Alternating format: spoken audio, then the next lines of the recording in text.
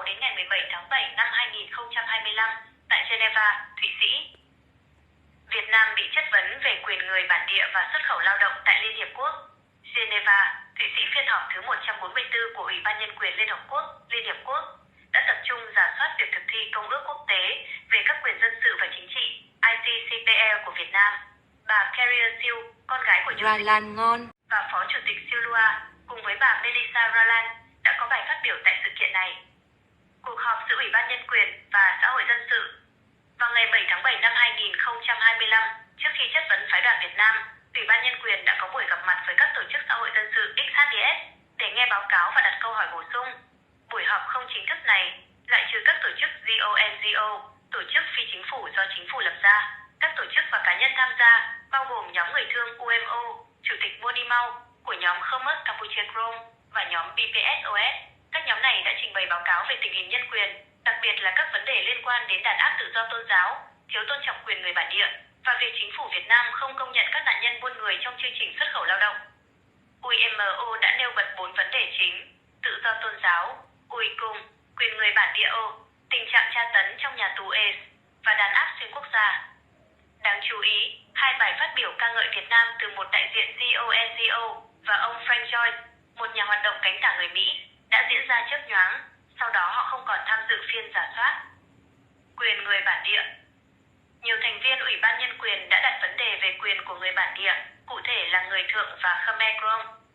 Các câu hỏi tập trung vào quyền được công nhận là người bản địa, quyền về đất đai, văn hóa, ngôn ngữ, tôn giáo, cũng như các vấn đề về giấy tờ tùy thân và tự do đi lại.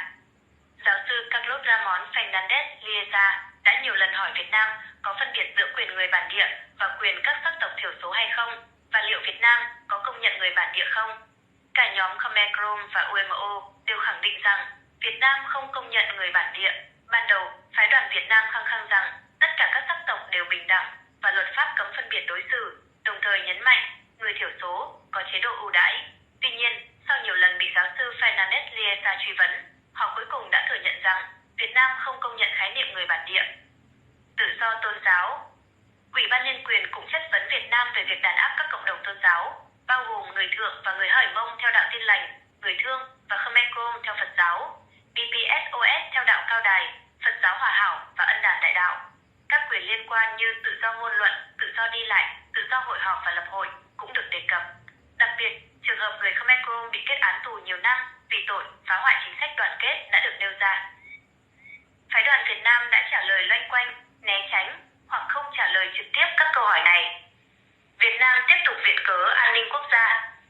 Qua các phiên họp, có thể thấy rõ chiến thuật bao biện của phái đoàn Việt Nam là viện dẫn lý do an ninh quốc gia để biện minh cho các hạn chế về quyền tự do. Cụ thể, họ cho rằng tự do ngôn luận chỉ bị ngăn chặn khi xâm phạm lợi ích nhà nước và an ninh quốc gia. Tự do Internet không bị ngăn chặn, chỉ xử lý nội dung xâm phạm an ninh quốc gia, chỉ cho gặp luật sư sau quá trình điều tra trong các trường hợp liên quan đến an ninh quốc gia, có thể gia hạn thời gian tạm giam đối với những người bị điều tra về tội liên quan đến an ninh quốc gia, không hạn chế tự do đi lại của các nhóm dân tộc thiểu số hay tôn giáo, chỉ ngăn chặn xuất cảnh vì lý do an ninh quốc gia. Điều này cho thấy an ninh quốc gia được dùng như một cái cớ để hạn chế mọi quyền tự do và phớt lờ các quy định pháp luật. Liên Hiệp Quốc nêu vấn đề buôn người qua chương trình xuất khẩu lao động. Ủy ban Nhân quyền Liên Hiệp Quốc đã đặt câu hỏi về nạn buôn người ở Việt Nam, đặc biệt là thông qua chương trình xuất khẩu lao động. Ông Imeru Tamerat Yigezu đã nêu ra vấn đề này. Theo báo cáo của người Thương và Khmer Krom tại Geneva, nạn buôn người nghiêm trọng nhất ở Việt Nam nằm trong chính hệ thống xuất khẩu lao động của nhà nước.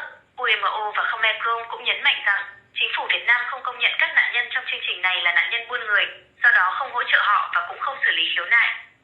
Phái đoàn Việt Nam chỉ trả lời chung chung về các quy định bảo vệ người lao động, hệ thống đánh giá công ty tuyển dụng và việc cấm thu phí tuyển dụng. Họ cũng nói đã tuyên truyền để người lao động đi theo kênh chính thống, nhưng điều này không bác bỏ cáo buộc buôn bán người và bóc lột qua chính con đường chính thống. Một số vấn đề khác.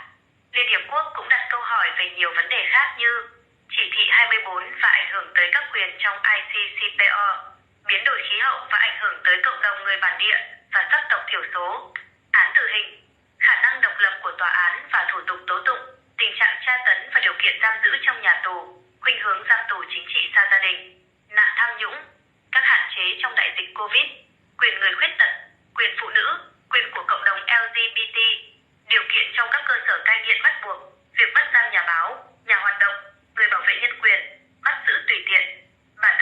thuế cho các nhà hoạt động môi trường, việc đe dọa luật sư và sách nhiễu gia đình tù chính trị, quyền riêng tư và cáo buộc Việt Nam dùng phần mềm gián điệp, spyware. Thái độ của Ủy ban Nhân quyền với phái đoàn Việt Nam. Có thể thấy Ủy ban Nhân quyền Liên Hiệp Quốc đã tỏ ra bực bội với sự lấp liếm của phái đoàn Việt Nam. Nhiều lần, họ cho rằng Việt Nam né tránh, không trả lời hoặc phải lặp lại câu hỏi. Một số thành viên đã bày tỏ sự không hài lòng với phát biểu của Việt Nam. Liên Hiệp Quốc nói gì về đàn áp xuyên quốc gia? Trong phiên rà soát, Liên Hiệp Quốc đã vài lần nhắc tới vấn đề đàn áp xuyên quốc gia và khẳng định rằng nhà nước Việt Nam không được phép trả thù những người đã cung cấp thông tin cho Liên Hiệp Quốc. Quý vị có thể xem lại phiên rà soát đầy đủ tại liên kết được cung cấp. Cảm ơn quý vị đã theo dõi chương trình Poland News. Hẹn gặp lại quý vị trong bản tin tiếp theo.